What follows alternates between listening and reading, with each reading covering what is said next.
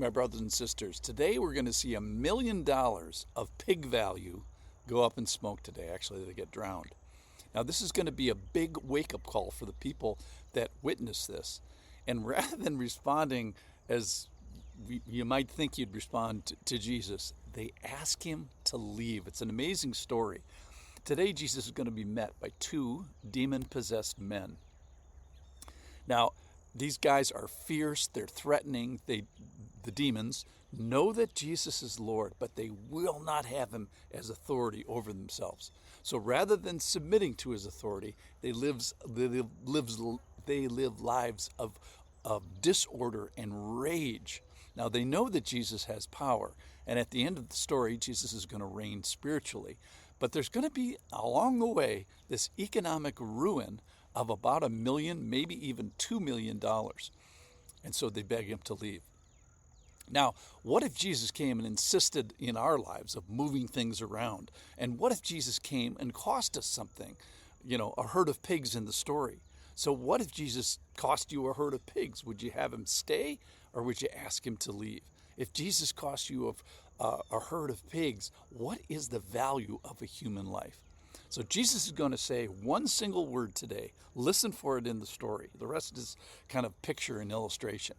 This is from Matthew chapter 8. And when he came to the other side, we're talking about the Sea of Galilee. So now he's on the southeastern side of the Sea of Galilee. In the country of the Gadarenes, two demon-possessed men met him, coming out of the tombs. That's where they lived. So fierce that no one could pass their way. And behold, they cried out, "What have you to do with us, Son of God? Have you come here to torment us before our time?" Now a herd of pigs, Mark tells us there's 2,000 of them, was feeding at some distance from them. And the demons begged him, saying, "If you cast us out, send us away into the herd of pigs." And he, Jesus, said to them, "Go." So they came out and went into the pigs, and behold, the whole herd rushed down the steep bank into the sea and drowned in the waters. The herdsmen fled, and going into the city, they told everything, especially what had happened to the demon-possessed men. And behold, all the city came out to meet Jesus, and when they saw him, they begged him to leave their region. That's it. That's verse 34. So we're going to miss the forest for the trees here, these people. You have this incredible epic battle of good and evil with demons. And in a sense, remember, Jesus created the demons, not as demons. They didn't start as demons. They were good spiritual entities. In my understanding, they were angels built for purpose, created to serve and protect and follow and yield to the authority of the Lord, be good creatures, but they rebelled and were cast out of heaven. So we find these guys living in the tombs, and they're so fierce that unpossessed people are being ruled geographically by the possessed people. And we find that these demon-possessed people, they have, the demons, I think, have volition, they have desire. They actually say to Jesus in the story, "Hey, put us over here into the pigs." They have inquiry, they have questioning, "Hey, what do you want to do with us?" And they have finite, not infinite, knowledge. They don't know the future. They do know sort of the big end, that they're going to be ultimately punished for their rebellion.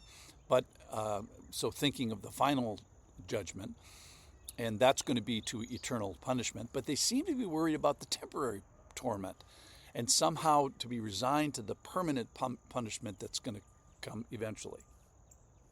So this is a story for sure of Jesus' power over the forces of evil. You might note that Jesus only says one word in here. The word is go. He has absolute authority over the forces of evil, and almighty means almighty in power over demons here today. Now, people are of infinitely more value than pigs. I was thinking of Psalm 116, which says, "Precious in the sight of the Lord is the death of his saints," and I think by extension is the life of his saints as well. Now, one of the curious things about this is that we have a herdsman, a herd of pigs. Now, we're just on the other side of the Sea of Galilee. Now, this is still Israel. So perhaps this is just a Gentile area, and that's why they have pigs. But they actually might be Jews. Now, nobody in Israel should be either A, eating bacon, or B, making bacon. So perhaps they are not innocent Jewish husbandmen living a life of deference and obedience to the law. So perhaps what we have here is rebellious herdsmen. And what we're doing is we're witnessing this putting away of rebellious demons, and perhaps the confronting by rebellious people. Well, the ultimate result here today is they asked Jesus to leave. So here's the question: is what economic blow would have to happen for you to ask Jesus to leave? Now, how big of a blow? We know there's 2,000 pigs involved here. Minimally, at not retail, even at wholesale, it's at least $500 a head, maybe even $1,000 a head of pigs in today's value. So today's value, this is $1 million, maybe even $2 million worth of pigs. Now, who causes the $1 million of damage? Well, it's the demons, not Jesus. He's not unsympathetic to the lives of 2,000 animals. Proverbs 12:10 says, "Whoever is righteous has regard for the life of his beast." But he's more sympathetic to the life of people. Remember, you know the value of something by what is given in exchange for it. And Jesus is going to exchange his own life, his infinitely valuable life, for who? People, for us. All right, so here's a couple of conclusions. Number one, we are not alone on this planet. Yes, there are demons. Number two, they're not in charge, though they sure want to be, and they wreak havoc and disorder and rebellion and suffering and economic loss. So we're not alone, but also we're not left alone. He is in charge. The Lord is in charge. So we can recognize the rule, the power, and the reign of Jesus. And our response here, that's what I wanted to get at finally. Our response is not to get Jesus to leave, but to be Lord. You're worth more than $1 million worth of pigs. You're also worth more than a $1,000 pig.